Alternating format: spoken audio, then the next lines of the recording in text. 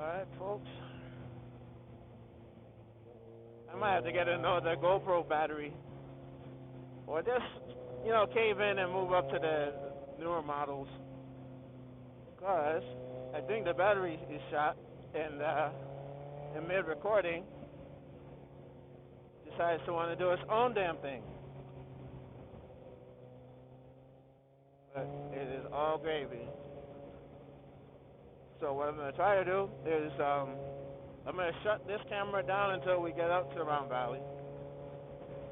Because I want to at least have some sort of footage. Because the battery life sucks when you're doing 4K, and it'll fill up the camera if you're doing everything uncompressed. So,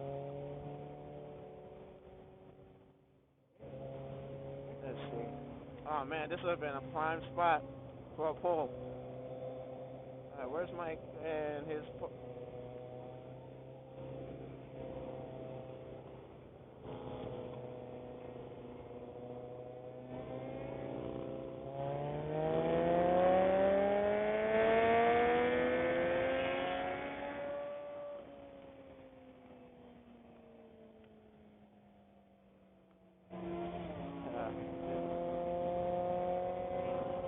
That felt good.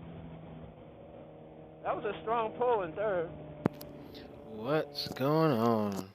Switching to the post edit. Now, the reason for this going in this format, I think my Cardo Skylarrider was having issues with, I don't know if the battery was low on the 4K camera, but it desynced, so I ended up losing audio here. So, this is just to, you know, fill some of the content because I wasn't going to upload this without any audio, so I'm going to take this chance to actually let you know this. What you're seeing here is missing footage or bonus footage from Leandro's farewell ride that we had on New Year's Day. It was a beautiful day, January 1st. You know, it was, well, yeah, we were headed to Round Valley, and I'm sure some of y'all already saw the other videos pertaining to this. So, with that, I did want to let you guys know some of the perks of joining the Patreon, which I am going to put a link to.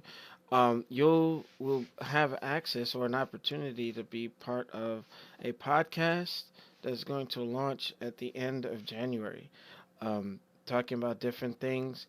Uh, I think it's going to be really cool. I got a couple of topics in line, discussions, debates, um, talking about gear, things of that nature. So, with that being said, the topic that I actually wanted to tackle here today is turbochargers.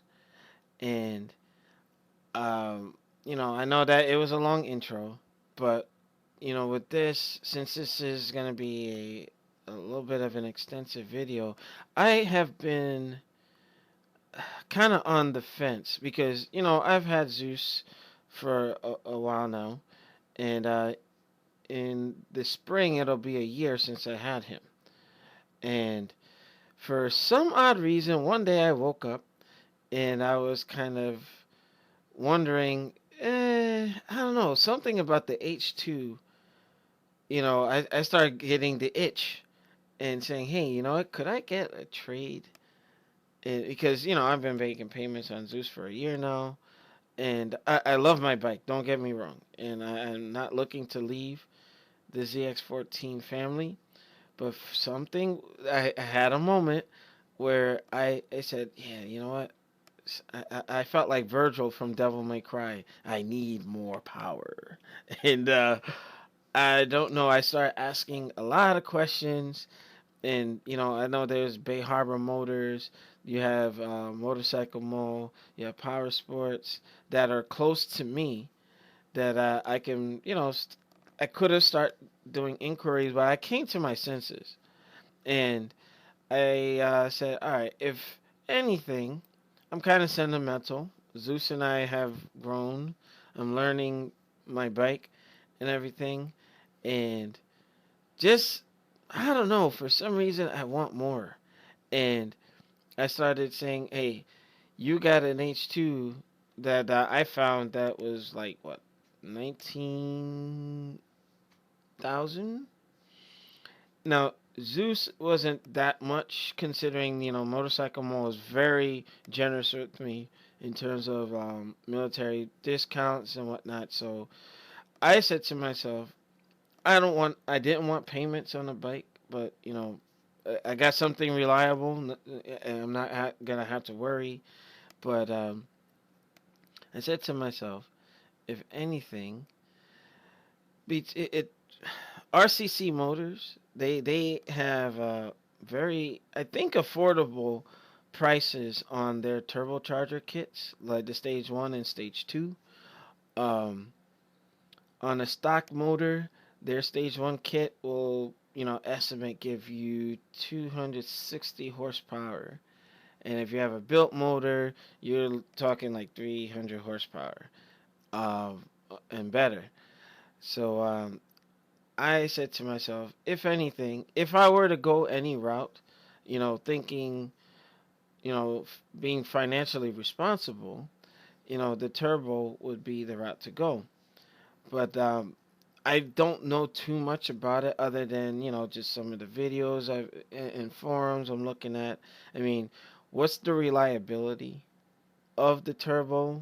Like, I know in some cases it shortens the life of the motor because it, is pulling so much air. It's putting so much like stress on the stock motor. It would behoove somebody to go ahead and build and just make sure that you have something in between your legs. Pause. That's going to last you. But I am really curious. I'm really curious. I believe that if what used to deter me before, because I was actually considering a turbo on Lola when I still had her. Shout out to Mike down at Kawasaki. Good tech over there. Me and him go way back. If you need anything done, go see my man. He'll take care of you. But yeah, I didn't truly understand turbo until, like I said, I recently started researching, and it looks doable, but I'm very vain. I don't like the fact that, going the turbo route, you have like the air filter, which is kind of like, a supercharger, the equivalent of on the H2. The H2, the way they put the supercharger into the motor is discreet. With the aftermarket for the ZX14 and Busas, you see the drag strip bikes, it sticks out on the side, and I'm like, if there was a way that I can have minimal, like, because let's say somebody wants to, do battle, I want to kind of keep, like my sensei, um, Thomas Hargrove, you want to keep your sword sheathed. You don't want to have folks out there knowing what you got, especially if you start modding and doing all that crazy stuff. But I've had folks try to discourage me, and I don't know where I'm gonna go. Like right now, I'm enjoying my bike, but I am interested. I am interested. I want to know, for those of you who have gone the turbo route, I mean, what are some benefits, pros and cons? Um, what's the maintenance like on the turbocharger kit? Right now, it just, I'm in that phase where I'm just inquiring.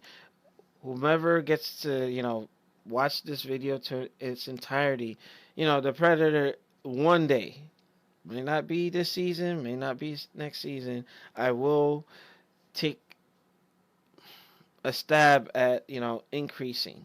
Because my bike is fast as is. But I never like to leave stuff alone, where I had my ZX10 Lola, and I was always playing with her. Pause. I was always trying to do something to push without getting into her motor. Aside from swapping the motor that busted on me, which is Mike has to come pick that one up. But it's just, I don't know, something. I'm fascinated by it. I want to see what a turbo bike can do, or more a ZX14 turbo bike. Um, because at the end of the day, eventually, I'm gonna start meeting some of the other YouTubers. You know, had the pleasure of meeting 650 Eve. Um, you know, me and Hollywood, the Booster Killer, we're pretty cool. You know, you got the Unspoken Tiger, you got the Mr. Asshole by Nature. His 14 is fast. Ooh, that guy's not playing. He is not playing, you know. But I definitely want to one day, get in the ring with those guys. But I know my bike in its current state isn't going to be formidable. But I mean, if the turbo is a little, too rich for my blood. Probably, I don't know. I've heard mixed things about carpenter racing with building a motor and getting, some power out of it. But one thing that has been was a point of debate between me and the Blue Smurf, my brother Tom, where his booster is cheaper to make more power. It's an older motor, older technology. Yeah, going through Carpenter, doing their packages, yeah, they're pretty pricey. Um, but I don't know. What would you guys do? Would you do all motor, build up your motor, with a company like Carpenter that's in my neck of the woods in the northeast um, region of the country, or would you go the RCC turbo route and roll the dice there? For me, again, it's that's still kind of new. Um, Not many people do it. Like you have to be a special case, or you're gonna go to the drag strip. I mean, and there's are the rarities that turbo their bikes and they're street bikes and they're out there whipping people's behind on street races and such. But I don't know. It's just the video I'm doing here is just to start a discussion. I just want to know, for those of you who have gone the turbo route, what have been your experiences, pros and cons. If you're building your motor for, I think the stage one kit is about 5,200 with Carpenter. That's just not Carpenter, RCC motors. You buy that kit, it's just a kit. Now you got to also factor in labor, because you got to consider gauges and cutting pipes and things like that. I know for me, if I do go turbo, I still want to be able to use my Brock's exhaust. I know that they do custom exit pipes or dump pipes, but again, I want to collect as much information from you guys that sub to the channel. I'll probably post this in various forums to see what you guys think. But for me, I just wanted to collect it in the comments below, just to see which route to go. But I think it would be interesting, especially with a little more discreet turbo. I saw with RCC that they did have a turbo kit installed. It was on a green Gen 2, and you could still see it stick out, but it wasn't the one that came out all the way on the side. It kind of pointed down, and you saw like kind of like a tip. Unfortunately, with the 360 video, it does not allow me to edit so that I could do like a picture-in-picture for you. But I'll probably have like a link in the description so you can see what I'm talking about. But that, I mean, would be a better route, 5 grand per as opposed to 20 grand for an H2. And forget, H2R is not even in consideration. I don't have that kind of money. And I think one of my friends said to me, I probably have to do some research, but the H2Rs don't even come with VIN numbers. So it's like, woo, man, good luck getting insurance with that. And another thing that kind of put me off on the H2 is the rate of insurance. Now, on my ZX14, I'm about at 2 grand, but we're in New Jersey, so rates are a little bit higher. But to insure an H2, ooh man, we're talking like three and some change, and I don't even know if they give you grace for even having the safety courses under your belt. But I mean, again, to summarize, those of you with ZX14Rs that have turbo, your experiences, whether it be drag strip, on the street, whatever. For those of you with built motors, pros and cons, what company did your work, uh, cost. Because right now, again, it might not be now, maybe later, we shall see. But I'm definitely interested. So just some guidance, and we'll just go from there. For like I said, end of the month, gonna launch the kind of meet and greet and just chatting with folks. Shout out to Cycle Gear and Edison, Jenny, JD, Leo, and the rest of the crew down there. I got to see them earlier today. Rate, comment, and subscribe. This has been the Predator. I'll see you guys later.